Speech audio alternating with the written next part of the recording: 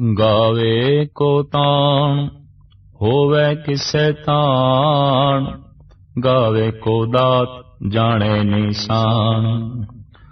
गावे को गुण वडियाइयां चार, गावे को विद्या विखम विचार। गावे को साज करे तन खेम, गावे को जी ले फिर दे। गावे को जापे दिसे दूर, गावे को वेखै हादरा हदूर। कथना कथी न आवे तोट, कथे कथे कथी कोटि कोट कोट। देदा दे ले दे थक पाए, जुगा जुगंतर खाई खाए। हुक्मी हुक्म चलाए राहो, नानक विकसै वे परवाहो। जपजी साहिब दी इस तीसरी पौड़ी विच उस बेपरवाह हुक्मी दे हुक्म दा विस्तार सहित गुरु बाबा जी वर्णन करते हैं। दूसरी पौड़ी सतगुरु ने यह गल स्पष्ट की थी कि सब कुछ हो रहा है, कीता नहीं जा रहा। जिस तो हो रहा है वही करता है, मनुख करता नहीं। उसदे हुक्म दे ही तरह तरह दे आकार, तरह तरह दे जीव जंत, छोटे वड्डे, ओदी बनाई हुई मर्यादा दे मुताबिक ही कोई जोनियां दे चक्कर विच भाउंदा है। किसी ते बख्शिश हो जाती है, मोक्ष पद की प्राप्ति हो जाती है। सब कुछ उसदे हुक्म दे विच है, उहदे हुक्म तो बाहर कुछ भी नहीं। सब कुछ मच्छी जल दे विच कलोल करदी है, बाहर नहीं। तो उस हुक्मी दा जो हुक्म असीम वरत रहा है चारों पासे, जैसे जैसे मनुख नूं सूझ पैंदी है, समझ पैंदी है, वैसे वैसे अभ्यासी उसदे गुणां दा जिक्र करदा है। प्रभु दा कोई एक अद खास गुण ही मनुख दे सामने प्रगट हो सकता है। इस वास्ते आदि काल तो ऋषि मुनिया ने किसी एक अद गुण की ही विशेष चर्चा की है। जैसे कोई चाहे कि सारे दा सारा सूरज मेरे घर दे च आ जाए तो मुश्किल है, उदी किरण आ सकती है। सूरज दा नूर कमरे दे च आ सकता है, सारे दा सारा सूरज कमरे दे च नहीं आ सकता। अगर कोई आखे कि सारे दा सारा सागर मेरे घर दे च आ जाए, नहीं आ सकता। छोटा जिहा घर इतना वड्डा सागर किस तरह समावेगा। हाँ, बदलों के रूप में बरखा हो सकती है, उसके घर दे बूंदा पै सकदियां, कणियां पै सकदियां। सागर इस रूप दे आ सकता है, बूंदा के रूप में, पर सागर सागर दे रूप दे नहीं आ सकता। परमात्मा नाम दे रूप दे प्रगट हो सकता है, ज्ञान दे रूप दे प्रगट हो सकता है, गुणा दे रूप च प्रगट हो सकता है। सारे दा सारा परमात्मा मनुख दी छोटी जी बुद्ध दे नहीं प्रगट हो सकता। तो जिड़ी जिड़ी बूंद जिस जिस घर ते पई, उन्हां बूंदां दा भगत जना ने जिक्र किया है। अपनी अपनी ओ बूंद जो उन्हां दे घर दे पई, उसका वो जिक्र करते हैं। उस किरण का भगतां ने जिक्र किया है, जिस किरण दे नाल उन्हां दे घर दे रोशनी हुई, उन्हां दे कमरे दे उजाला होया। भारत दे खास करके धर्म दियां 3 दृष्टियां बहुत प्रवान ते प्रधान मनिया गईयां। एक दृष्टि ब्रह्मे दी, एक दृष्टि विष्णु दी और एक दृष्टि शंकर दी। शंकर ने संसार ते परमात्मा नू अपने ढंग नाल और अपने सुभाव नाल वेख्या। विष्णु ने जगत नू अपने सुभाव ते अपने विचार दे मुताबिक परमात्मा नू वेख्या। इसे तरीके नाल ब्रह्मा है, ओदी सोचनी, ओदी विचारनी अपनी है और उसने अपने ढंग नाल बकायदा परमात्मा की तशरीह की है। इस वास्ते इस तीसरी पौड़ी साहिब कहते ने कथना कथी न आवे तोट। कथन करन वालियां दी ते कथनियां दी तां कोई तोट नहीं है। उस परमात्मा दी बेशुमार कथनियां हो चुकी हैं, तरह तरह के विचार जगत विच प्रगट किए जा चुके ने। तो साहिब कहते ने कथना कथी न आवे तोट, कथ कथ कथी कोटि कोट कोट। करोड़ां तरह के कथाकारां ने करोड़ां तरह दीयां कथनियां करोड़ां वार कीतियां ने, पर गल अजे मुक्की नहीं, टोट नहीं आई। किसी बंदे दी कथा आरंभ करिए, मेरे ख्याल 5-7 मिनटां विच उच्चे तो उच्चे मनुख दी कथा भी मुक जाती है। बई ये खुशपोश है, खुश मिजाज है, आला तालीम याफ्ता है, दानी है, ज्ञानी है, किरदार दा उच्चा है, कुल इसकी बड़ी महान है और इसके मां बाप बहुत अच्छे ने। 5-7 गल्लां होर करो, मनुख दी गल मुक गई, मनुख दी कथा खत्म हो गई। किसे मुल्क दी महिमा बयान करिए, बई जनसंख्या इतनी है, जमीन बड़ी उपजाऊ है, उत्थे इतने दरिया ने, इतने पहाड़ ने, और उत्थों दे बंदियां दी ये भाषा है, ये बोली है। 5-10 गल्लां होर आखदे हां, एक मुल्क दी कथा भी मुक जाती है। पर जे परमात्मा दी कथा करन लगी है, तो कथा करन वाला ते मुक जांदा है, उहदी कथा नहीं मुकदी। परमात्मा दी सिफतो सलाह करन लगी है, उहदी चर्चा करन लगी है, ते चर्चा करन वाले दा ते अंत हो जांदा है, उहदी चर्चा दा अंत नहीं आउंदा, क्योंकि वह बेअंत है। बेअंत है, निक्की जिहां रसना, छोटी जिहां बुद्ध उस परिपूर्ण परमात्मा दा पूर्ण तौर ते जिक्र नहीं कर सकदी। तो हिरदे रूपी घर दे जिड़ी जिड़ी बूंदां पईयां, अभ्यासी जना ने उन्हां बूंदां दी कथा कीती है। हिरदे रूपी घर दे जिस जिस किरण ने रोशनी पाई, अभ्यासी जना ने उस रोशनी दा जिक्र कीता है।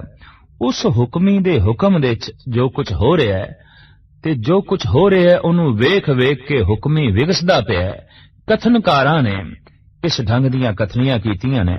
गुरु बाबा जी फरमान करदे ने, गावे को ताण होवै किसे ताण।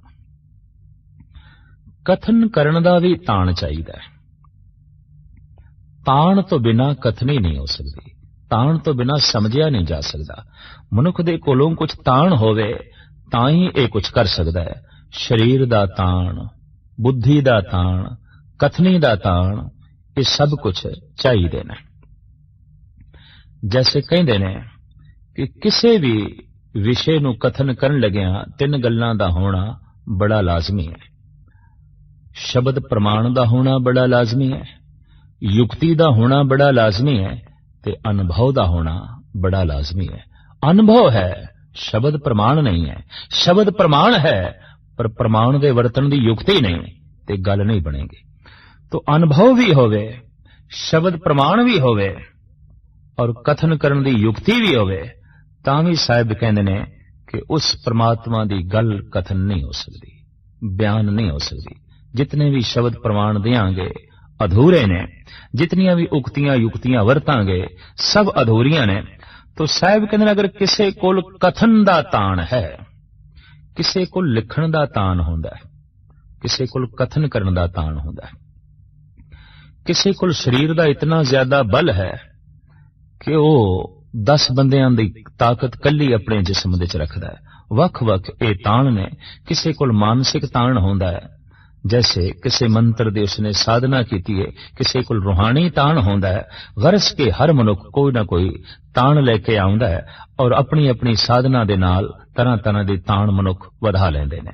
इत्थे साहिब कहंदे ने किसी कोल जे कथन करन दा ताण होवे, बयान करन दा ताण होवे, गावे को ताण होवे किसे ताण, तां ओ वर्णन करदा है कि परमात्मा ते एक शक्ति है। गावे को ताण, वो गा रहा है कि परमात्मा एक ताण है, परमात्मा एक शक्ति है। और ये गल किसी हद तक है भी सही कि वाकई परमात्मा एक शक्ति है, एक ताण है, एक ताकत है। शक्ति परमात्मा दे चों कढ़ दईए, परमात्मा पूज ही नहीं रहिंदा। शक्ति चाहिए, और शक्ति सिर्फ चाहिए नहीं, शक्ति ही परमात्मा है। प्रथम भगवती सिमर के गुरु नानक लई ध्याए। साहिब गुरु गोबिंद सिंह जी महाराज दे उच्चारण कीती भगवती दी वार। प्रथम भगवती, प्रथम उस अकाल पुरख नूं, शक्ति नूं सिमर के। जैसे सेक अग नालों वख नहीं है, शक्ति परमात्मा नालों वख नहीं है। सेक ही अग है, अगन ही सेक है। तपस कढ़ दो तो अग ही नहीं है, शक्ति कढ़ दो तो परमात्मा परमात्मा ही नहीं है। परमात्मा शक्ति है, शक्ति परमात्मा है। सोज अग है, अगन सोज है। तो कोई कथन कर रहा है कि परमात्मा एक ताण है और उसदे ताण दा जिक्र कर रहा है। वो वेखदा है कि दरियावां दे कितना ताण है वगदे हुए, सूरज दी किरणां दे कितनी शक्ति है, पशु पंखियां दे कितना ताण है, पवन दे कितनी शक्ति है। वो चारों पासे जिथे तक दृष्टि मारदा है, उहदी दृष्टि दे हर पासे ताण ही दिखाई देंदा है। साहिब जपजी साहब दी एक पंक्ति च ऐसा भी फरमान करदे ने, केता ताण सवालियो रूप, केती दात जाने कौन कोत। कितना क ताण है जगत दे च, ते कितना सुंदर स्वरूप है, और कितनी दात उस दाते ने जगत नूं वंडी हुई है। साहिब कहंदे केती दात जाने कौन कूत। किस कोल कुवत है, कौन अंदाजा ला के बयान कर सकता है कि कितना क ताण है, कितनी की शक्ति पसरी हुई है, कितनी जगत दे सुंदरता है, और कितनियां दातां जगत दे पसरियां हुई ने। साहिब कहंदे ने यह अंदाजा कोई नहीं ला सकता, इतनी शक्ति किसे कोल नहीं। लेकिन इतनी गल स्पष्ट है कि प्रभु एक शक्ति है। आम धार्मिक पद्धर ते उस परमात्मा नूं व्यक्ति मन लिया जाता है, ते व्यक्ति दे मनदियां व्यक्ति दे सारे दोष परमात्मा दे निरूपण कर दिते जाते हैं। तो फिर भगवान दा भी जन्म होंदा है, ते जिसदा जन्म है फिर उहदा मरण भी होंदा है। साहिब गुरु नानक देव जी महाराज दे वाक, सो मुख जले जित कहे ठाकर जोने। उहदी रसना जल जानी चाहिए जो कहंदा है भगवान दा जन्म हो गया, ठाकर दा जन्म हो गया। जे परमात्मा नूं व्यक्ति मनीए ते फिर जन्म मनना पैंदा है, ते जन्म दे मनदे मरण भी मनना पैंदा है।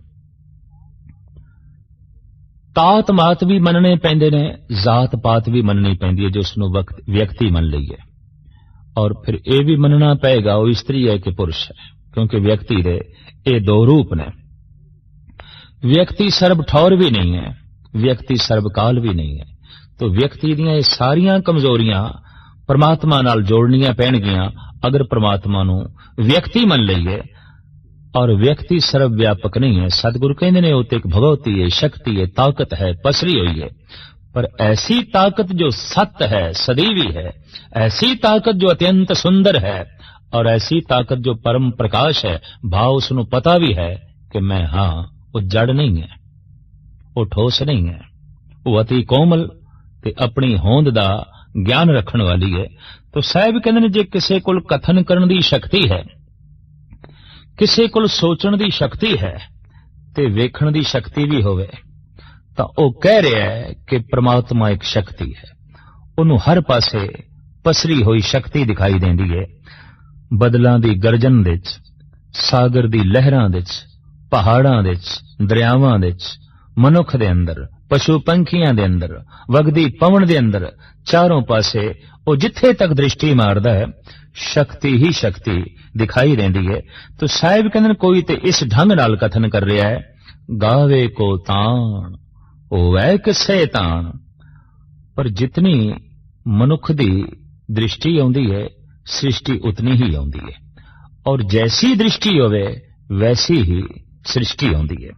लाजमी नहीं कि एक गुलाब दा फुल जो बकरी नूं दिखाई दे रहा है उसे रूप दे च वो सुअर नूं दिखाई दे रहा होवे। उस फुल नूं सुअर अपनी दृष्टि नाल वेखदा है, उस फुल नूं कुत्ता अपनी दृष्टि नाल वेखदा है, उस फुल नूं बिल्ली अपनी दृष्टि नाल वेखदी है। फुल चाहे एक है पर वख-वख दृष्टियां होण करके फुल दे रूप बड़े बन जांदे ने, अनेकां रूप बन जांदे ने। उस फुल नूं जद एक सूअर देखदा है तो अपनी दृष्टि दे मुताबिक देखदा है, शायद उसनूं मैला ही दिखाई देंदा होवे, गंदगी ही दिखाई देंदी होवे। और जदों बकरी वेखदी है उन्हों घास दिखाई देंदा है, क्योंकि उन्हें खा जाना है, उहदे वास्ते घास है। उस खिड़े हुए गुलाब दे फुल नूं एक सप वेखे, सरीवी आउंदा है। इहदा आकार नाल तल्लुक नहीं, जिस प्यार दा आकार नाल तल्लुक होवे, आकार मिथ्या हुंदा है, वो प्यार भी मिथ्या हो जांदा है। मौसमे खिजां सी, गुलाब दे फुल झड़ चुके सन और बूटे ते सिवाए कंडियां ते होर कुछ नहीं सी। पर ऐसी हालत विच बैठी एक बुलबुल उसे ढंग नाल नगमे अलाप रही सी। औरंगजेब दी चहेती लड़की जेबल नसा ये दृश्य देख के दंग रह गई भी सुनिया सी। फुल्लां दे प्यार विच फुल्लां नूं वेख के बुलबुलां गीत अलापदियां ने, संगीत अलापदियां ने, पर फुल ते हैगे ही नहीं, कंडे ही कंडे रह गए। प्रीते नगमे अलाप रही है। पुछ बैठी शौके बुलबुल कामना गर्दद गर्रवद गुल अस चमन, भावे गुल चमन तो रुखसत हो चुके ने, भावे बगीचे विच फुल नहीं रहे, पर कोयल दी बुलबुल दी सदा मौजूद है, बुलबुल दा संगीत मौजूद है। पुछया जद फुल ही नहीं ते तेरा संगीत किस वास्ते है, जद फुल ही नहीं ते तेरा चहचहाना किस वास्ते है। बोली है बुलबुल शौके बुलबुल कमना गर्दद गर्रवद गुल अस चमन, हुसन बेबुनियाद अस्त इश्क बेबुनियाद नेस्त। रूप नासवंत है प्यार नासवंत नहीं, खूबसूरती हुसन नासवंत है इश्क नासवंत नहीं। और इश्क नासवंत है तो वो इश्क सिर्फ रूप ते ही टिकिया होवेगा, वो अरूप तक नहीं पहुंचिया होवेगा, जिस तो रूप प्रगट होंदा है। सतगुरु कहंदे भी ने रूपवंत होए नाही मोहे, प्रभ की जोत सगल घट सोए। रूप दे च अरूप वेखण दी कोशिश कर ते रूप नूं वेखदियां वेखदियां जो अरूप तक पहुंच जांदा है, ओदा इश्क सदैवी है, ओदा प्यार सदैवी है। उसे ही प्यार नूं निरंकार कहंदे ने, उसे ही प्यार नूं परमात्मा कहंदे ने। तो जैसी जैसी दृष्टि है वैसी वैसी सृष्टि होंदी है। एक चोर किसी दी दुकान नूं ते किसी दी धन संपदा नूं अपने ढंग नाल तकदा है, पर एक संत जिहदे वास्ते संसार मिथ्या हो चुके है, वो अपने ढंग नाल तकदा है उसे ही धन संपदा नूं। एक कामी किसी रूप नूं अपने ढंग नाल तकदा है, पर एक विश्रामी सदाचारी अपने ढंग नाल तकदा है। जैसी जैसी तकनी है वैसा वैसा संसार बन जाता है। तो जब संसार वख वख दृष्टि करके अनेका रूप धारण कर लेंदा है, तो परमात्मा बारे भी जगत दे च वख वख दृष्टियां ने। इंज कह लो, एक दृष्टि मुहम्मद साहब दी है, एक दृष्टि महात्मा बुद्ध दी है, एक दृष्टि स्वामी महावीर दी है, एक दृष्टि श्री कृष्ण दी है, एक दृष्टि राम दी है और एक दृष्टि गुरु नानक गुरु गोबिंद सिंह जी दी है। राम दी दृष्टि जगत मर्यादा है, प्रभु मर्यादा है, प्रकृति मर्यादा है, कुदरत मर्यादा है, कादर मर्यादा है।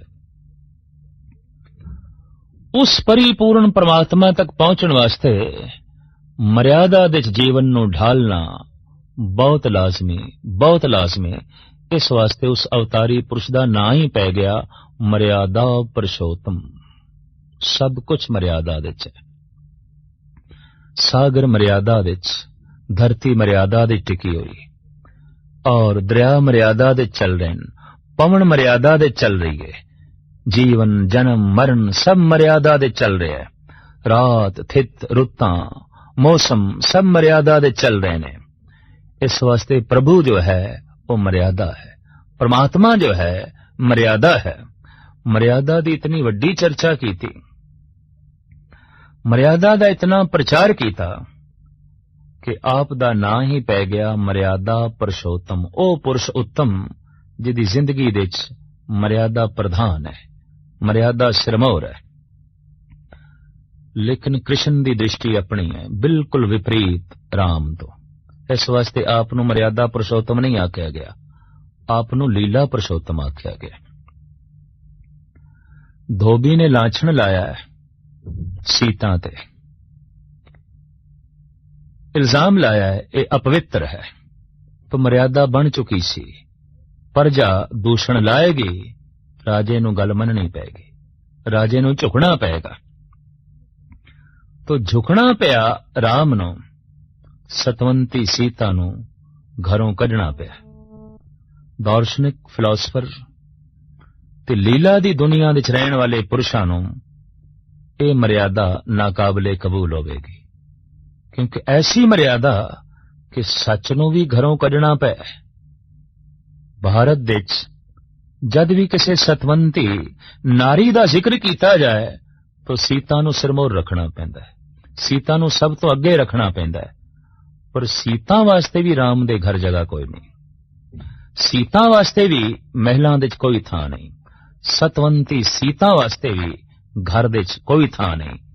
ते अगर घर दे सच वास्ते भी थां नहीं ते मर्यादा सच नूं घरों कड्ढण ते मजबूर कर देवे, तो इस तरह की मर्यादा की पालना करन तो द्वापर युग दे अवतारी पुरुष कृष्ण इनकारी हो गए। इस वास्ते उन्हां दी जिंदगी मर्यादा विच ढली हुई नहीं दिखाई देंदी। राम पूर्ण तौर ते मर्यादा विच ने, वो मर्यादा की खातर व्यक्ति नूं कुर्बान कर सकते ने, व्यक्ति की खातर मर्यादा भंग नहीं कर सकते। दरअसल चाहिदा ते ऐसी सी कि वाड़ खेती की रखिया वास्ते सी, ये नहीं कि खेती नूं ही वाड़ ते कुर्बान किया जाए। सच की हिफाजत वास्ते सी कानून मर्यादा, पर सच मर्यादा ते कुर्बान हो जाए तो फिर सच ते नीवा हो गया, सच ते तुच्छ हो गया, मर्यादा प्रधान हो गई, खेती ते कुछ भी ना हुई, फिर ते वाड़ ही प्रधान हो गई। द्वापर युग दे अवतारी पुरुष नूं यह सिलसिला प्रवान नहीं होया। इस वास्ते श्री कृष्ण की जिंदगी किधरे भी मर्यादा दी ढली हुई नहीं दिखाई देती। वो किधरे सुभद्रा हरण दे सहायक हो रहे ने, किधरे जुजर में जोर छली चंद्रावल, कौन कृष्ण जादम भया, पार जात गोपी ले आया, बिंद्रा वन में रंग गया। किधरे छल नाल चंद्रावल नूं ले आउंदे ने, धोखे नाल, धोखा छल खिमा करनी। अगर राम की मर्यादा होवे तो ऐसा हो ही नहीं सकता। पर इतनी गल स्पष्ट है कि श्री कृष्ण दे सामने राम बिल्कुल रुखे प्रतीत होंदे ने। कोरी मर्यादा ते रुखी होंदी है, कोरी मर्यादा ते उदासीन होंदी है। इस वास्ते राम दी जिंदगी च गीत संगीत नहीं है। मुरली दी तान श्री कृष्ण दी जिंदगी च है, गीत कृष्ण दी जिंदगी विच दिखाई देंदे ने, नृत कृष्ण दी जिंदगी दिखाई देंदा है। राम दी जिंदगी ते सिवाय रोने तो होर कुछ नहीं दिखाई देता। राम दी जिंदगी ते सिवाय उदासी तो होर कुछ नहीं दिखाई देता। इस वास्ते भारत दे सियाणे पुरुषां ने राम नूं अंसा अवतार मनिया, अंश मात्र, श्री कृष्ण नूं पूर्ण अवतार मन लिया। और ये बिल्कुल सच्चाई है कि जिहदी जिंदगी च ही रोना होवे, किधरे भरा दे विछोड़े च रो रहा होवे, किधरे पत्नी दे विछोड़े च रो रहा होवे, किधरे अपने घर दे विछोड़े च रो रहा होवे, किधरे मां बाप दे विछोड़े च रो रहा होवे, ये संसार तो कोई उच्ची गल नहीं है। इस वास्ते अंश मात्र अवतार मनिया है, पूर्ण नहीं मनिया। श्री कृष्ण की जिंदगी जिथे जीवन नूं बचाना है, जिथे सच नूं बचाना है, उत्थे मर्यादा भी कुर्बान कर देनी है। मर्यादा तो यह है जीवन विच सच ही बोलना है, पर जिथे मर्यादा दे सच कुर्बान होंदा दिखाई देवे, उत्थे श्री कृष्ण जैसी आत्मा कह देंदी है, युधिष्ठिर तू ये झूठ भी बोल दे, अश्वत्थामा मर गया है। क्योंकि सच्चाई नूं बचाना है, मजलूम नूं बचाना है, जालिम नूं खत्म करना है, दुष्ट नूं खत्म करना है। पर मर्यादा पुरुषोत्तम पुरुष ऐसा नहीं कर सकता। जंग दे चाहे हार जावे, दुष्टां दे हथों चाहे हार जावे, पर मर्यादा तो विपरीत वो चलेगा नहीं। पर एक लीला पुरुषोत्तम जो अवतार होवेगा, उन्हें इस ढंग नाल सोचना है, दुष्ट नूं खत्म करना है, चाहे मर्यादा भंग होंदी है ते होण दो। सच नूं बचाना है, चाहे मर्यादा भंग होंदी है तो भंग होण दिओ। एक अबला अगर किसी शरीफ दे घर विच आके पनाह लवे ते उसदे पिछे 5-10 गुंडे लगे होण बदमाश, ते वो द्वार ते दस्तक दे के पुछन इत्थे कोई युवती आई है, तो अगर कह दिता जाए नहीं आई तो यह भी सच है, इस झूठ दे च भी सच है। ठीक है, गंदे कपड़े ने, इस तरह का बोलना झूठ, पर इन्हां गंदे कपड़ियां दे च भी हीरा है सच्चाई दा, हमदर्दी है, भाव है। कसाई तो भजदी हुई कोई गऊ घर दे च आके पनाह ले लवे और कसाई द्वार ते आ जाए और कह दे इत्थे गऊ आई है, अगर झूठ भी बोल दिता जाए नहीं आई तो इस झूठ दे च भी सच है। कईयां दे सच दे च भी झूठ होंदा है, कईयां दे रेशमी कपड़ियां दे च भी बिष्टा लिपटी होई होंदी है, ते कईयां दे चीथड़ियां दे च भी हीरे लिपटे होए होंदे ने। कईयां दे झूठ बोलण दे च भी सच होंदा है, कईयां दे सच बोलण दे च भी झूठ होंदा है। कईयां दा दिता होया सन्मान भी अपमान होंदा है और कईयां दे अपमान दे च भी सन्मान दी झलक होंदी है। कईयां दे मिठे बोल भी जहर होंदे ने ते कईयां दे कौड़े बोलां दे च भी कोई मिठास छुपी पई होंदी है, कोई आनंद छुपिया पिया होंदा है। गल ते सारी आंतरिक है। तो खैर, कृष्ण दी अपनी दृष्टि, राम दी अपनी दृष्टि, जीवन एक लीला है। ये श्री कृष्ण दी दृष्टि, जीवन एक मर्यादा है। ये राम दी दृष्टि। आए कलयुग दे अवतारी पुरुष गुरु नानक, गुरु गोबिंद सिंह जी ने, उन्होंने एक गल नहीं की थी, जीवन मर्यादा है, केवल ऐसा नहीं आख्या। जीवन लीला है, केवल ऐसा भी नहीं आख्या, बल्कि आख्या जिंदगी मर्यादा है, जिंदगी लीला है। लीला नूं मर्यादा दे दो और मर्यादा दे च लीला खत्म नहीं होनी चाहिए।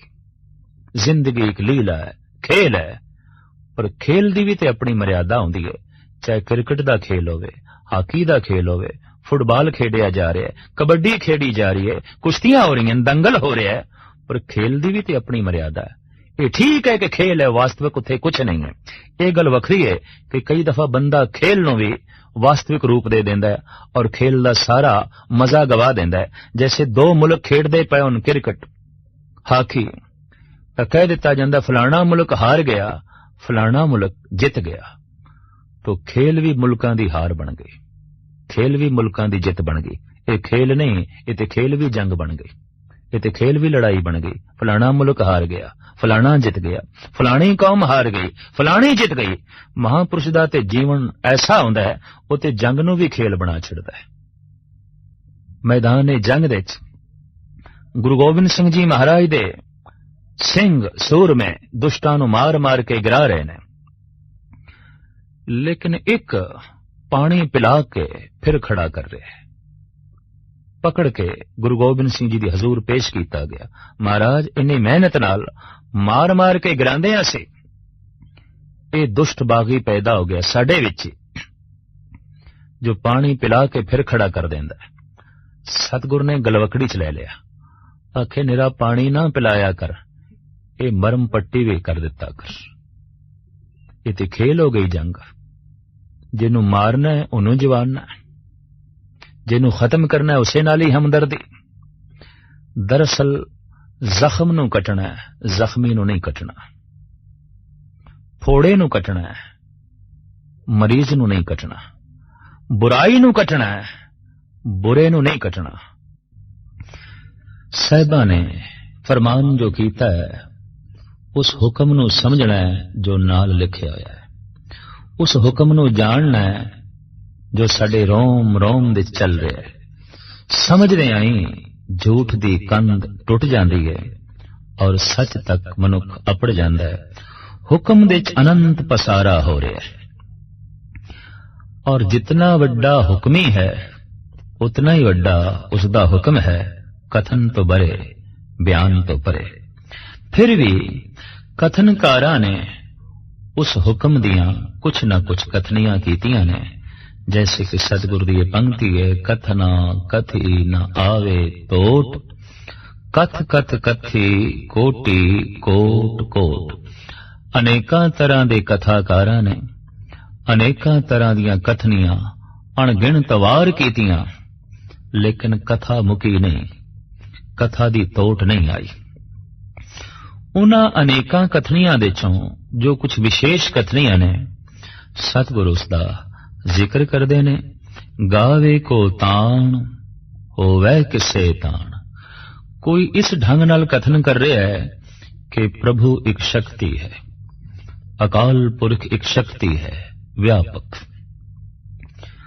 ਉਹ जद सूरज ਨੂੰ ਵੇਖੇਗਾ इस तरह ਦਾ ਮਨੁੱਖ ਤਾਂ ਉਹਨੂੰ सूरज ਦੀ शक्ति दिखाई देगी, ਬਨਸਪਤੀ ਦੀ शक्ति दिखाई देगी, बदलों की गर्जन ਦੀ शक्ति दिखाई देगी, सागर ਦੀਆਂ लहरां ਦੀ शक्ति दिखाई देगी। मनुख ਨੂੰ जो ਵੇਖੇਗਾ तो मनुख ਦੇ अंदर ਝਾਤ मार के भी केवल शक्ति ਨੂੰ ही ਵੇਖੇਗਾ। परिंदियां ਦੇ अंदर, चरिंदरियां ਦੇ अंदर, होर हवा ਦੇ अंदर, अग्नि ਦੇ अंदर, वो अठे पैर हर पासे शक्ति दे ही दर्शन करेगा। इस तरह की बिरती रखण वाला जो मनुख है, ਉਹਦੇ सामने परमात्मा एक शक्ति है और व्यापक शक्ति है। पर इस शक्ति ਨੂੰ कथन करने की भी शक्ति होवे ते समझण की भी शक्ति होवे, तां ही वो कथन कर सकेगा। गावे को ताण होवे किसे ताण। इस शक्ति ਨੂੰ समझण की शक्ति होवे, इस शक्ति ਨੂੰ कथन करने की शक्ति होवे, फिर ही वो कथन कर सकेगा। तो सतगुरु कहते हैं कोई तो ऐसा है जो कह रहा है प्रभु एक शक्ति है, वो एक ताण है जिहदे कोल इस ढंग दे कथन करन दा ताण है। गावे को दात जाने नीसान। किसी दी गावनी, किसी दी कथनी इस प्रकार है कि प्रभु एक दाता है। जो कुछ भी साडे कोल है, ये सब कुछ सानू दान विच मिले है। मनुख ने जो खुद बनाया होवे या खुद खरीदिया होवे, वो ते मनुख दा अपना है। पर जो खरीदिया भी नहीं, बनाया भी नहीं, वो ते सब कुछ दान है। ये जीवन असी ना बनाया है, ना खरीदिया है, सानू दान विच मिले है। मां बाप सानू दान विच मिले ने। वगदी हुई पवन सानू दान विच मिली है। सूरज दी रोशनी सानू दान विच मिली है। पानी सानू दान विच मिले है। हथ सानू दान विच मिले ने। पैर सानू दान विच मिले ने। दिल दिमाग अखां सानू दान विच मिलियां ने। बाजार विच पत्थर दी अख ते मिल सकदी है, ये अख नहीं। प्लास्टिक और रबड़ दे हथ पैर ते मिल सकते ने, पर ये हथ पैर नहीं मिलते। पैसियां नाल अगर दंद मिले तो पत्थर ते प्लास्टिक दे दंद ते जरूर मिल जाणगे, पर जो अजीबो गरीब ये दंद कीमती उस प्रभु ने रत्ना दे रूप विच बख्शिश कीते ने, ये एक दान दे रूप विच सानू सौगात मिली है। तो किसी दी दृष्टि इस तरीके दी है कि प्रभु दाता है, ते जो कुछ भी साडे कोल है ये सब कुछ दान है, और उसने अणमंगिया ही दिता है। अणमंगिया दान देवना, कहो नानक सच समाल जियो। तू मंग भी नहीं कीता, फिर भी तेनू इस तरह का जीवन पवन पानी दान दे रूप विच दे दिता। उस दाते नू चेते कर। तो कोई इस ढंग नाल गा रहा है कि दात उस दाते दी दिती हुई निशानी है, ते जिसने जो निशानी दिती होवे, निशानी नू वेख के निशानी देण वाला चेते आ जांदा है। तो एक दृष्टि यह सी कि तन नू वेखो ते दाते परमात्मा नू चेते करो। एक एक अंग नू वेखो ते प्रभु दा धन्यवाद करो। मां बाप नू वेखो ते सोचो प्रभु ही मां दे रूप विच मिले है, प्रभु ही प्यो दे रूप विच मिले है, प्रभु ही धीआं पुत्रां दे रूप विच मिले है, अकाल पुरख ही भरावां दे रूप विच मिले है, पत्नी दे रूप विच मिले है, पति दे रूप विच मिले है, सूरज दे रूप विच मिले है, चंद्रमा दे रूप विच मिले है, जमीन दे रूप विच मिले है, आसमान दे रूप विच मिले है, और सब कुछ नू निशानी समझ उस दाते दी। इस तरह की दृष्टि नू जन्म दिता साडे देश दे सिरमौर संत देवता विष्णु ने। इस वास्ते आप नूं आख्या गया भंडारी, भंडारा वंडण वाला, सारे संसार नूं दान देण वाला।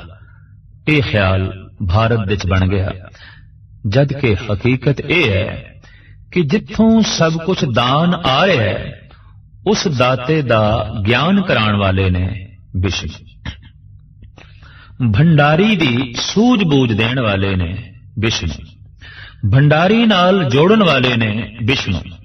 लंबी चौड़ी साधना जप तप दी लोड़ नहीं, ऐ मनुख जो कुछ भी तेरे कोल है उस दाते दा दिता होया दान है, और इस दान नूं वेख ते दाते दा धन्नवाद कर, दाते नाल जुड़िया ही रहेगा। जो कुछ कोल है इसका शुकराना करी जा और अपनी योग्यता बढ़ाई जा, वो होर भी तेरी झोलियां विच अनंत पदार्थ भर देवेगा। तो एक दृष्टि साडे देश विच प्रधान रही। दूसरी दृष्टि इन्हां दृष्टियां तो बिल्कुल भिन्न सी, ते जैसे स्पष्ट है कि जैसी दृष्टि होवे वैसी सृष्टि बन जाती है। 4.5 अरब के करीब इस वक्त मनुख ने, तो इंज समझ लो 4.5 अरब के करीब संसार ने। हर मनुख का अपना वख वख संसार है, हर मनुख की अपनी वख वख दृष्टि है, हर मनुख दे अपने जीवन का वख वख ढंग है। तो जैसी सृष्टि हो जाती है, जैसी दृष्टि हो जाती है वैसी सृष्टि हो जाती है। हू बहु ए नियम परमात्मा ते भी लागू है। मनुख ने अपने रंग दे च, अपने सुभाव दे च परमात्मा नूं वेख्या है। अपने रंग सब कोई रवे, मनुख ने अपनी दृष्टि दे राहीं परमात्मा नूं वेख्या है। तो एक होर दृष्टि का जन्म होया साडे देश दे च। ओ सन ब्रह्मा जी, विचारक सन, दार्शनिक सन, सूक्ष्म बिरतियां दे मालिक सन। उन्हां नूं विष्णु दी ए मोटी गल कोई चंगी नहीं लगी ते विष्णु दी इस विचारधारा नाल तालमेल नहीं बिठा सके। दार्शनिक दी अपनी खोज आउंदी है और आम पद्धर दे मनुख दी होर खोज आउंदी है। कहंदे ने ब्रह्मा रजोगुणी है, संसार दा पसारा करन वाला है, संसारी है नहीं, संसार दा ज्ञान देण वाला है, संसार दी सूझबूझ देण वाला है। उसकी मनो इच्छा यह सी कि मैं वेखना चाहना संसार की उत्पत्ति कदों हुई, किवें हुई और जगत दा मूल की है। खोज दे विच उसने जिंदगी दा कोई 3 भाग खर्च कर लिया। साहिब गुरु नानक देव जी महाराज भी जिक्र करते ने, नाल कुटुंब साथ वरदाता, ब्रह्मा भालन सृष्ट गया, आगे अंत न पायो तांका, कंस छेद क्या वडा भया। सृष्टि दी टोल दिच गया, सृष्टि दी भाल दिच गया। उन्हें बनस्पति दे विच झात मारी, उन्हें कीड़े मकोड़ियां दा तल वेख्या, उन्हें पशुआं दे अंदर झात मार के वेख्या ये दुनिया की है। उन्हें मनुख दा तन वेख्या, उन्हें मनुख दा मन वेख्या। उन्हें दृष्टि उपर की थी तो ग्रह नक्षत्रां दे भी झात मार के ज्योतिष विज्ञान नूं जन्म दिता। उसने बनस्पति दे ते झात मार के जड़ी बूटियां दे ज्ञान नूं जन्म दिता।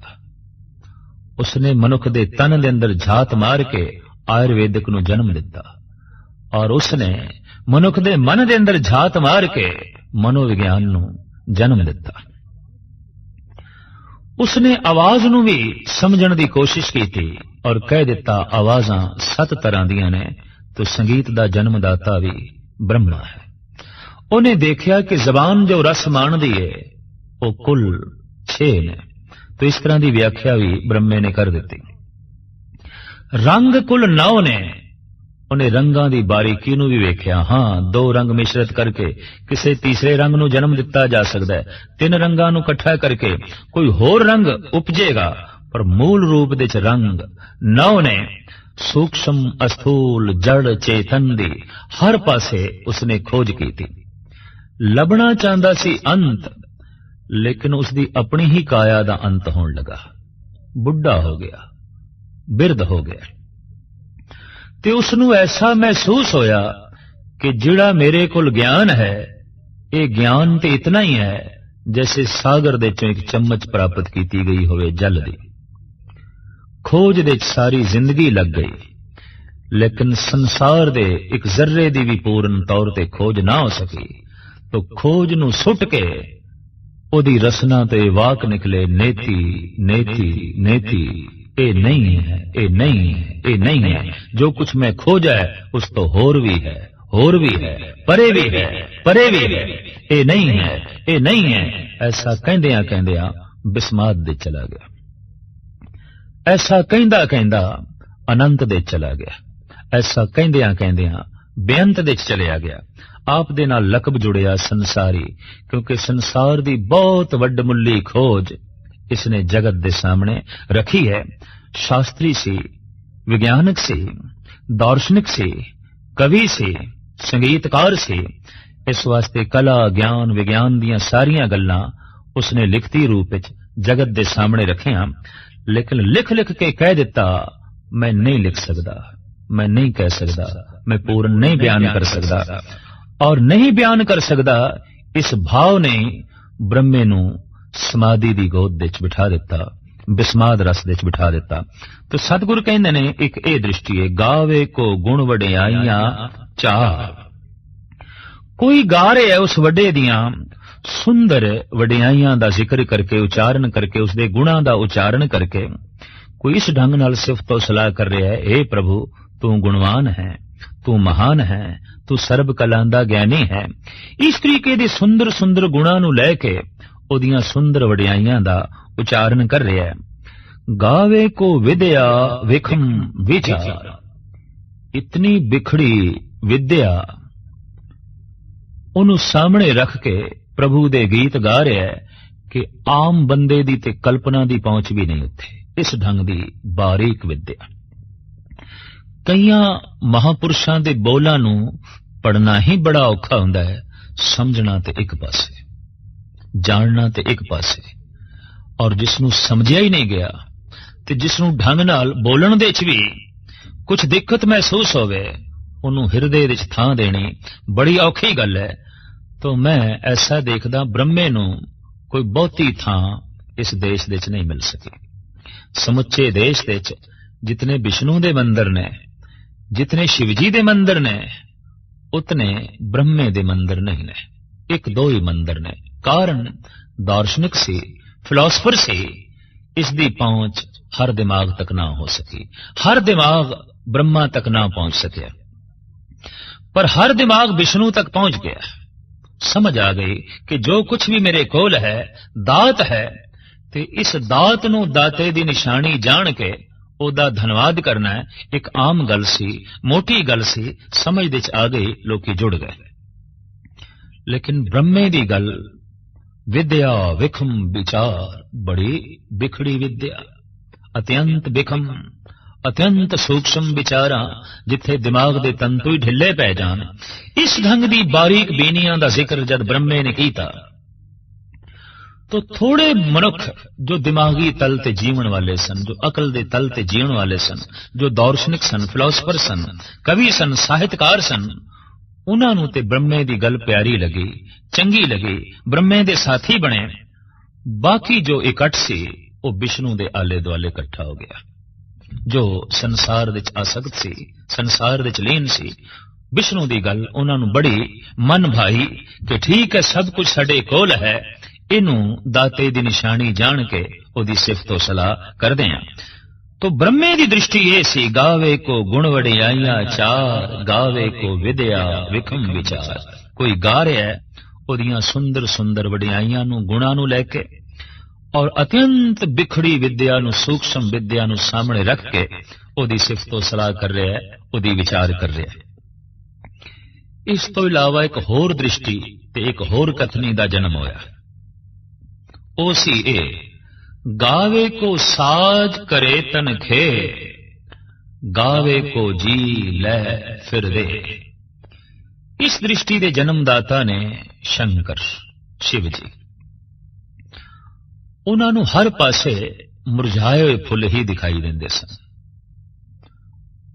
ਉਹ ਹੌਕਾ ਭਰ ਕੇ ਕਹਿੰਦੇ ਸਨ, ਦੋ ਅੰਧੇਰੀ ਰਾਤਾਂ ਦੇ ਵਿਚਕਾਰ ਆਖਰ ਇੱਕ ਹੀ ਤੇ ਦਿਨ ਹੈ। ਪਰ ਵਿਸ਼ਨੂੰ ਦੇ ਦੇਖਣ ਦਾ ਢੰਗ ਇਹ ਸੀ ਕਿ ਦੋ ਖੂਬਸੂਰਤ ਚਮਕਦੇ ਹੋਏ ਦਿਨਾਂ ਦੇ ਵਿਚਕਾਰ ਆਖਰ ਇੱਕੋ ਹੀ ਤੇ ਰਾਤ ਹੈ। ਔਰ ਦੋਹਾਂ ਦਾ ਕਹਿਣਾ ਆਪਣੀ ਆਪਣੀ ਥਾਂ ਤੇ ਠੀਕ ਹੈ। ਇੱਕ ਰਾਤ ਵੇਖ ਰਿਹਾ ਹੈ, ਇੱਕ ਦਿਨ ਵੇਖ ਰਿਹਾ ਹੈ, ਇੱਕ ਫੁੱਲ ਦਾ ਖਿੜਨਾ ਵੇਖ ਰਿਹਾ ਹੈ, ਇੱਕ ਫੁੱਲ ਦਾ ਮੁਰਝਾਣਾ ਵੇਖ ਰਿਹਾ ਹੈ, ਇੱਕ ਬੱਚੇ ਦਾ ਜੰਮਣਾ ਵੇਖ ਰਿਹਾ ਹੈ, ਇੱਕ ਮਨੁੱਖ ਦਾ ਮਰਨਾ ਵੇਖ ਰਿਹਾ ਹੈ, ਇੱਕ ਉਦੇ ਹੁੰਦਾ ਹੋਇਆ ਸੂਰਜ ਵੇਖ ਰਿਹਾ ਹੈ, ਇੱਕ ਅਸਤ ਹੁੰਦਾ ਹੋਇਆ ਸੂਰਜ ਵੇਖ ਰਿਹਾ ਹੈ। ਪਰ ਦੋਵੇਂ ਜੋ ਕੁਝ ਵੇਖ ਰਹੇ ਨੇ ਉਹ ਹੈ ਵਾਸਤਵਿਕ। ਸੂਰਜ ਉਦੇ ਵੀ ਹੋ ਰਿਹਾ ਹੈ, ਸੂਰਜ ਅਸਤ ਵੀ ਹੋ ਰਿਹਾ ਹੈ, ਜਨਮ ਵੀ ਹੋ ਰਿਹਾ ਹੈ, ਮਰਨ ਵੀ ਹੋ ਰਿਹਾ ਹੈ। ਤੋ ਸੰਸਾਰ ਵਿੱਚ ਜੋ ਮਰਨ ਹੋ ਰਿਹਾ ਸੀ ਉਸ ਤੇ ਦ੍ਰਿਸ਼ਟੀ ਪਈ ਸ਼ੰਕਰ ਦੀ, ਔਰ ਉਹਨੂੰ ਹਰ ਪਾਸੇ ਮੁਰਝਾਏ ਹੋਏ ਫੁੱਲ, ਮੁਰਝਾਏ ਹੋਏ ਮਨੁੱਖ, ਕੁਮਲਾਏ ਹੋਏ ਮਨੁੱਖ ਹੀ ਦਿਖਾਈ ਦਿੱਤੇ। ਔਰ ਇਹ ਹਕੀਕਤ ਹੈ ਕਿ ਜਦ ਸਾਰਾ ਸੰਸਾਰ ਕੁਮਲਾਇਆ ਹੋਇਆ ਦਿਖਾਈ ਦੇਵੇ, ਮਨੁੱਖ ਉਪਰਾਮ ਹੋ ਜਾਂਦਾ ਹੈ, ਉਦਾਸ ਹੋ ਜਾਂਦਾ ਹੈ। ਇਸ ਸੰਸਾਰ ਦੇ ਵਿੱਚ ਰਹਿਣ ਦੀ ਫਿਰ ਤਮੰਨਾ ਨਹੀਂ ਰਹਿੰਦੀ। ਫਿਰ ਕਿਸੇ ਐਸੇ ਜਗਤ ਦੀ ਭਾਲ ਮਨੁੱਖ ਕਰਦਾ ਹੈ ਜਿੱਥੇ ਫੁੱਲ ਖਿੜਨ, ਮੁਰਝਾਵਨ ਨਾ, ਜਿੱਥੇ ਕੋਈ ਮੌਤ ਨਾ ਹੋਵੇ, ਜਿੱਥੇ ਕੋਈ ਬੁਢੇਪਾ ਨਾ ਹੋਵੇ, ਜਿੱਥੇ ਕੋਈ ਉਦਾਸੀ ਨਾ ਹੋਵੇ। ਹੈ ਇੱਕ ਐਸੀ ਦੁਨੀਆ ਵੀ ਜਿਸ ਦਾ ਜ਼ਿਕਰ ਗੁਰੂ ਨਾਨਕ ਦੇਵ ਜੀ ਮਹਾਰਾਜ ਨੇ ਕੀਤਾ ਹੈ, ਨਾਨਕ ਬੱਧਾ ਘਰ ਤਹਾਂ ਜਿੱਥੇ ਮਿਰਤ ਨਾ ਜਨਮ ਜਰਾ। ਇਸ ਤਰ੍ਹਾਂ ਦੀ ਦ੍ਰਿਸ਼ਟੀ ਰੱਖਣ ਵਾਲਿਆਂ ਦੇ ਚੋਂ ਮਹਾਤਮਾ ਬੁੱਧ ਵੀ ਕਿਸੇ ਹੱਦ ਤੱਕ ਪੇਸ਼ ਨੇ। ਬਗੀਚੇ ਦਾ ਮੁਰਝਾਇਆ ਹੋਇਆ ਫੁੱਲ ਵੇਖ ਕੇ ਉਹਨਾਂ ਦਾ ਮਨ ਮੁਰਝਾ ਗਿਆ। ਮਾਲੀ ਨੂੰ ਪੁੱਛਿਆ, ਕਿਆ ਸਾਰੇ ਹੀ ਫੁੱਲ ਮੁਰਝਾ ਜਾਂਦੇ ਨੇ? ਹਾਂ, ਸਾਰੇ ਹੀ ਮੁਰਝਾ ਜਾਂਦੇ ਨੇ। ਪਹਿਲ ਦੇ ਬਾਗ ਦੇ ਚੋਂ ਬਾਹਰ ਆਇਆ ਤਾਂ ਆਪ ਨੂੰ ਇੱਕ ਬੁੱਢਾ ਦਿਖਾਈ ਦਿੱਤਾ, ਔਰ ਬੁੱਢਾ ਬਿਲਕੁਲ ਇੰਜ ਪ੍ਰਤੀਤ ਹੋਵੇ ਜੈਸੇ ਮੁਰਝਾਇਆ ਹੋਇਆ ਫੁੱਲ। ਔਰ ਇਹ ਹਕੀਕਤ ਹੈ ਕਿ ਖੇੜਿਆਂ ਦੇ ਅੰਦਰ ਹੀ ਤੇ ਮੁਰਝਾਣਾ ਛੁਪਿਆ ਪਿਆ। फूल खिलता है मुरझाने का तखय्युल लेकर, जिसे हंसता हुआ पाओगे वो परेशान होगा। तो बुढ़े नूं वेख के सारथी नूं पुछदे ने, ये कौन मनुख है? पर ऐसा क्यों लंगड़ा के लाठी दे आसरे थे और रुक रुक के क्यों चल रहा है? बिरध हो गया है, जिंदगी कुमला गई है, चोला पुराना हो गया। एक अर्थी वेखी, मुर्दा वेख्या, चार मनुख चुक के लै जा रहे ने। पुछया, किस नूं चार बंदे चुक के लै जा रहे ने? सारथी ने आख्या, ये बंदे नूं ही बंदे चुक के लै जा रहे ने। क्यों? मर गया।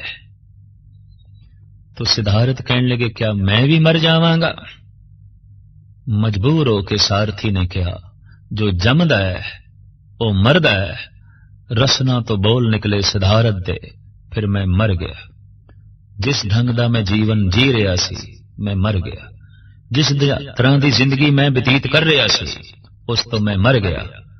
ये ठीक है कि नवी जिंदगी दी अजे मैनू प्राप्ति नहीं, पर इस जिंदगी नू मैं तलांजलि दे दी। ये जीवन मैनू नहीं चाहिए जिहदे च मुरझाना है। ये जीवन मैनू नहीं चाहिए जिहदे च बुढ़ेपा है। ये जीवन मैनू नहीं चाहिए जिस विच मौत है, और तीन ही ते दुख ने, बुढ़ेपा, जन्म ते मरण। तदी ते सतगुरु कहंदे ने कि ऐसी दुनिया है जिथे तिन्ने दुख नहीं ने। नानक बद्धा घर तहां जिथे मिरत ना जन्म जरा। तो शिव जी ने इस गल ते जोर दिता, शंकर ने, कि ऐ बंदे अपना अंत वेख ताही बेअंत तक पहुंच सकेगा। अपनी मौत वेख ताही मौत तो परे जा सकेगा। अपना अंत दिखाई देवे तो कुछ न कुछ दृश्य सामने रखने पैणगे। तो मुर्दियां दी खोपड़ियां दी माला बना के शिव जी गले च पहनदा सी, ताकि पता चले कि ये खोपड़ी जिस दे च इतना फितूर है, अंजाम उसदा यही है। वासा ज्यादातर वो शमशान घाट दे च करदा सी, ताकि जलदे हुए मनुखा नूं वेख के चितावां नूं वेख के जिंदगी दा अंत हर वक्त चेते रहे। कबीर जी अक्सर बनारस दे शमशान घाट चले जाया करते सन। एक दिन माता ने बड़े पुरजोर ढंग नाल रोकिया, पुत्र किसी दा कोई रिश्तेदार संबंधी चलाना कर जांदा है तां शमशान घाट जांदे ने, पर तू ते रोज पहुंच जाना है, रोज पहुंच जाना है। कबीर कहन लगे, मां बड़े रतन उत्थे बिखरे पे होंदे ने, लोकी मोह दे मारे होए, अज्ञान दे मारे होए उन्हां रत्नां नूं उत्थे ही छड़ के आ जांदे ने, मैं रोज झोलियां भर के ले आना। मां हस पई, कहन लगी, पुत्र सुदाई है और यह हकीकत है, महापुरुषां तो मां बाप ने कदी लाभ नहीं उठाया, महापुरुषां तो जिगरी दोस्तां ने भी कदी लाभ नहीं उठाया, और महापुरुषां तो शरीकां ने भी कदी लाभ नहीं उठाया। मां सी ममता दी मारी होई कहन लगी, तू सुदाइयां वाली गल करदा है, घर दे च खाण नूं नहीं ते तू रत्नां दी पंड उत्थों बन के लिआना। और जिस रैस रमज दी गल कबीर कर रहा है उन्हों समझण वास्ते भी हिरदा कबीर वर्गा चाहिए, तां ही कबीर दी गल नूं समझिया जा सकदा है। मित्रता उत्थे ही आउंदी है जिथे समतल होवे, संबंध उत्थे ही जुड़दे ने जिथे समतल होवे। तो एक दिन मां ने पीछा कीता, की देखदी है, कबीर सतनाम दी धुन दे च मस्त है और अनेकां ही मुर्दे मणिकणका घाट दे उत्ते जल रहे ने। मां ने डांटदे होया कि पुत्र तू ते कहंदा सी मैं रतन चुनन दा, इत्थे मोतियां दी इत्थे चारों पासे खान है और मैं कढ के लियाना रोज, किथे ने मोती, किथे ने रतन। मां जो मेरी रसना सतनाम सतनाम जपदी पई है, हिरदे दी खान दे चों ये जो रतन ये जो मोती मैं कढ रहा ये तैनू नहीं दिखाई देंदे। मां आखिर मां सी, कहने लगी, पुत्र ये ते घर भी तू कर सकदा है। कबीर कहंदे नहीं, घर दे च मन नहीं मनदा, भी क्यों नहीं मनदा, घर दे च जिंदगी याद आउंदी है, इत्थे मौत याद आउंदी है। घर दे च संसार याद आंदा है, इत्थे निरंकार याद आंदा है। इत्थे क्यों निरंकार याद आउंदा है? मां ऐ वेख रही है जलदे हुए मुर्दे, जद मैं इन्हां नूं वेखदा ते वेख के अपने मन नूं समझाना, कहत कबीर सुनो मन मेरे यही हवाल होएंगे तेरे। जद मैनू अपना ये अवाल दिसदा है तो एकदम सुरत नाम दिस जुड़दी है, एकदम मैं बेअंत दी तलाश करदा, अपना अंत दिखाई देंदिया ही सुरत बेअंत दे चली जाती है। तो इस तरह की दृष्टि दे जन्मदाता साडे देश दे पुराने योगियां दे चो शंकर जी, जिन्हां ने कह दिता कि जिंदगी एक मौत है, जीवन एक अंत है, और ऐ बंदे बेअंत तक लीन होने वास्ते अपना अंत देखना बड़ा लाजमी है। तो इस तरह की कथनी करने वाले साडे देश दे अनेकां पैदा होए, जो कहंदे रहे, गावे को साज करे तन खे, गावे को जी लै फिर दे। बई वो तन नू साज के खे कर छड़दा है और जीवन दे के फिर वापस ले लेंदा है। कोई इस तरह की उसकी सिफतो सलाह कर रहा है, कोई इस ढंग नाल उसनू गा रहा है। किसी का इस ढंग नाल गावना है कि गावे को जापे दिसे दूर, ओ ते किधरे दूर बैकुंठ विच बैठा है, किधरे 7वें आसमान विच बैठा है, किधरे 14वें तबक ते बैठा है, किधरे 7वें पाताल विच बैठा है। बहुत दूर है, बहुत दूर है, और उस दूर तक पहुंचने वास्ते पेंडा बहुत अबूर करना पेगा। कोई इस ढंग नाल गा रहा है, पर किसी दे गाउण दा ढंग यह है, गावे को वेखे हादरा हदूर, ओते हाजिर नाजिर है, ओते बिल्कुल कौल है, जाहिर जहूर है कि हाजिर हजूर है। कह रहे उदास हाथ पे नेरे, सहजे होए सो होई। तो कोई इस ढंग नाल गा रहे है, ओते बिल्कुल नेड़े, बिल्कुल नेड़े। तो साहब कहते कथना कथी ना आवे तोट। इस तरह दियां जिहड़ियां कथनियां ने, कथन करने दे तोट नहीं आ रही, नवी तो नवी कथनियां दा जन्म हो रहा है। जैसी जैसी झलक किसी महापुरुष नूं मिलदी है, वैसा वैसा परमात्मा दा रूप बयान करन लग पैंदा है, पर अपनी दृष्टि के आधार ते बयान करदा है। वरना संसार होर अनेकां रूपां दा है। मनुख दी जैसी दृष्टि होंदी है वैसी संसार दी रूप रेखा बयान करन लग पैंदा है। हू बहु यही गल परमात्मा ते पूरी उतरदी है। कथ कथ कथी कोटि कोट कोट, करोड़ां तरह दे कथाकारां ने करोड़ां तरह दी कथनियां करोड़ां वार कीतियां, लेकिन तोट नहीं आई, खत्म नहीं हुई गल परिपूर्ण परमात्मा दी। देंदा दे लैंदे थक पाए, कोई इस ढंग नाल गा रहा है कि परमात्मा देई जा रहा है, लैण वाले थक जांदे न, दंद घिस गए, गिर गए, अखां वेखदियां वेखदियां रह गईयां, कन बोले हो गए, पर जगत विच नाद ते नहीं खत्म हो गया, जगत विच पदार्थ ते नहीं खत्म हो गए, जगत विच ते रूप ते खत्म नहीं हो गया। अखां थक गईयां, दंद थक गए, कन थक गए, संसार दे दृश्य ते नहीं, नजारे ते नहीं खत्म होए, पर लत्तां ही रह गईयां।